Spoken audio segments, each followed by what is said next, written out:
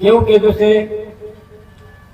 आवो पधारो मेरे द्वार, गुरुजी मेरा आवो पधारो मेरे द्वार।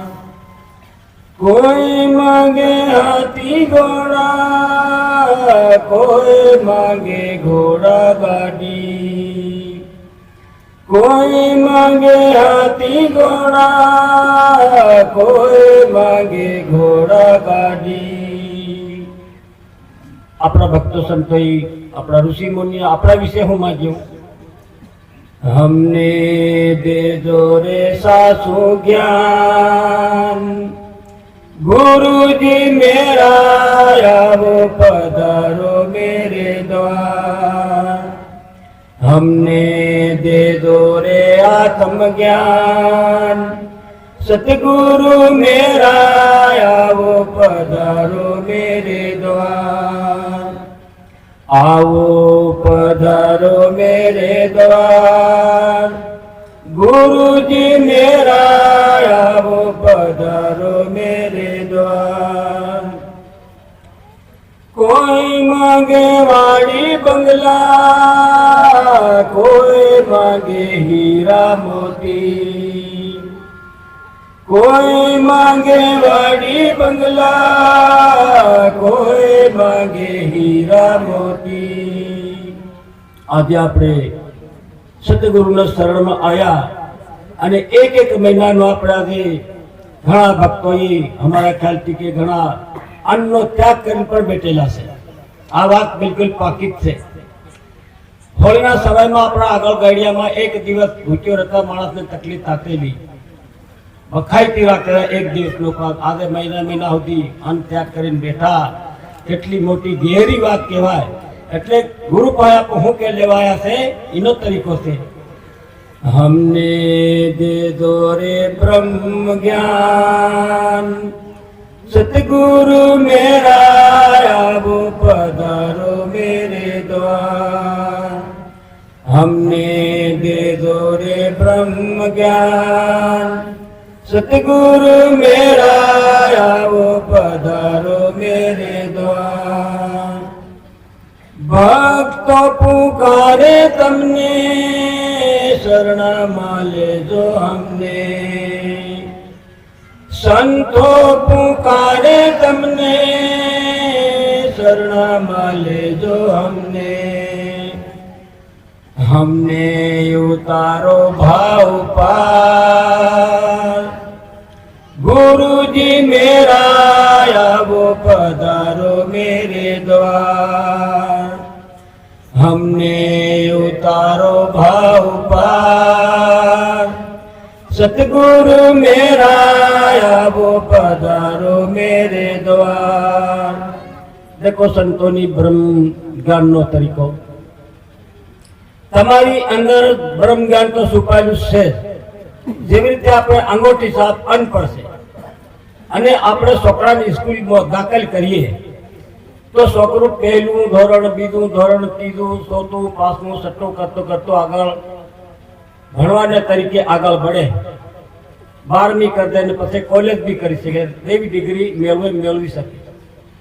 તો ભક્તિની અંદરથી બ્રહ્મ જ્ઞાનની અંદર આવો તરીકો તમને અમને અંદર દરેકની અંદર તો દેખો। ભણતર વસ્તુ આપણને આંખે નથી દેખાતી, આપણે આને આંખે ભણેલા ગણેલા કઈ દેખાતું નથી, પણ ભણતરનું જ્ઞાન, ભણતરની ડિગ્રી એ આપણું કામ કરી જાય। તો એવી રીતે આ ભક્તિની ડિગ્રી છે, ભક્તિનું જે બ્રહ્મ જ્ઞાન છે એ આપણને ક્યાંથી મળે? કોઈક સારા સંતનો, સંતને શરણે જવાથી અને સત્સંગની અંદર ધ્યાન દેવાથી સત્સંગની વસ્તુ આપણને ખૂટેલા જગાડે છે। આપણે અંધકારમાંથી અજવાળા જવા માટેનો પ્રશ્ન છે।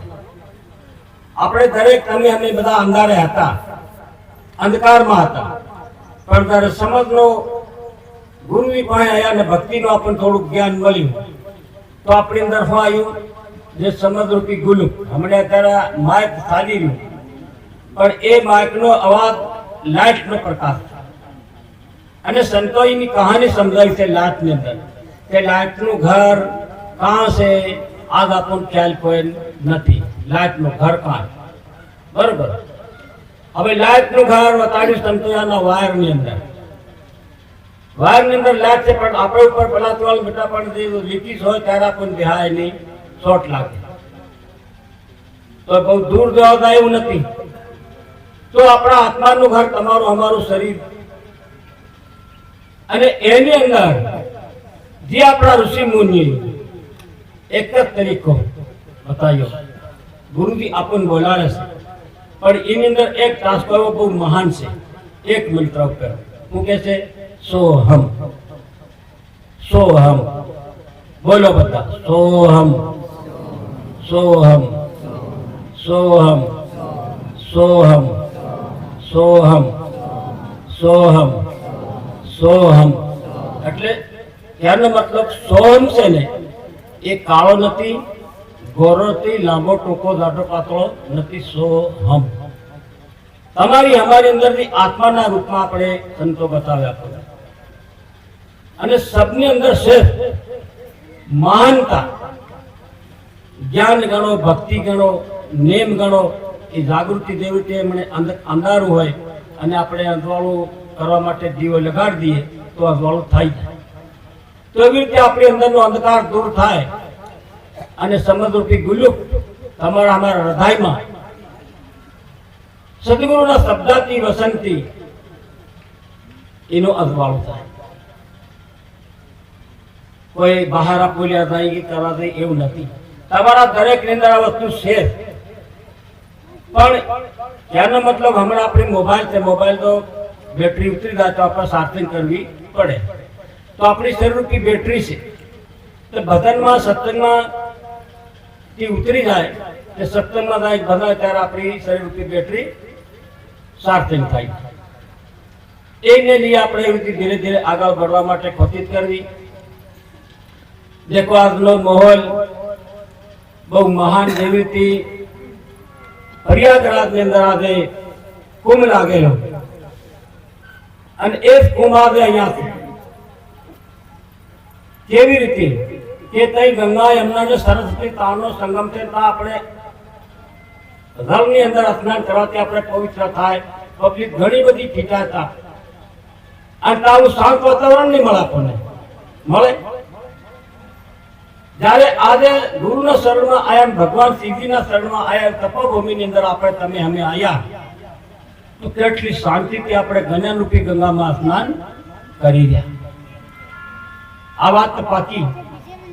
તો આપણે સંતોને શરણે જાય ત્યારે જ્ઞાનરૂપી ગંગામાં સંતોની અમૃતવાણી એની અંદર ડૂબકી મારવી, એને કેવી રીતે નિભાવવાની, શું કરવું જોઈએ એના વિશે આપણી ફરજ પડે. અહીંયા અમારી વાળાને વિરામ આપી, કેમ કે આપણા ગુરુજી આજે તમારા તપસ્યામાં બેઠેલા, તો અંદરથી આપણી અંદર હૃદય પ્રેરણા કરે એને ધ્યાનથી પ્રેમથી આપણે સાંભળીએ. સતગુરુ દેવ